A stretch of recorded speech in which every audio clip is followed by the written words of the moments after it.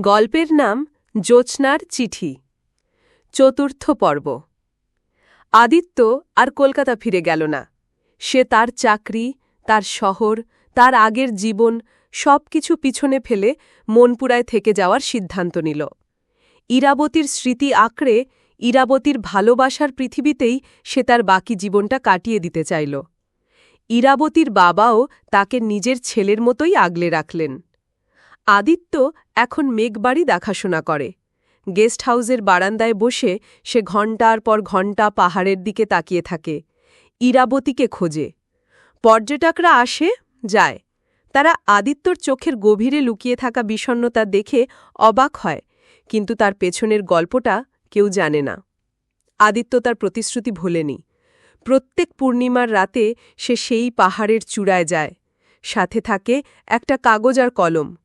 চাঁদের স্নিগ্ধ আলোয় সে চিঠি লেখে তার ইরাবতীকে। সেই চিঠিতে থাকে তাদের অসমাপ্ত ভালোবাসার কথা, একাকিত্বের যন্ত্রণা আর পুনরায় মিলিত হওয়ার অনন্ত অপেক্ষার কথা।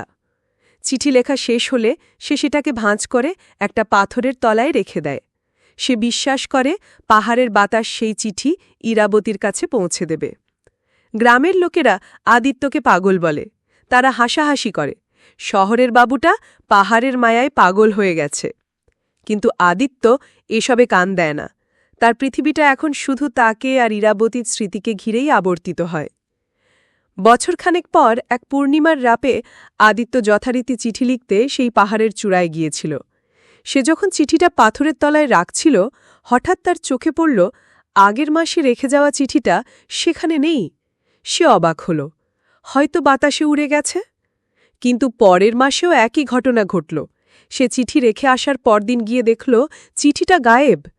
আদিত্যর মনে একটা খটকা লাগল। কে নিতে পারে চিঠিটা? এই নির্জন জায়গায় তো কেউ আসে না। কৌতূহলের বশে পরের পূর্ণিমার রাতে চিঠিটা রেখে সে একটু দূরে একটা ঝোপের আড়ালে লুকিয়ে রইল।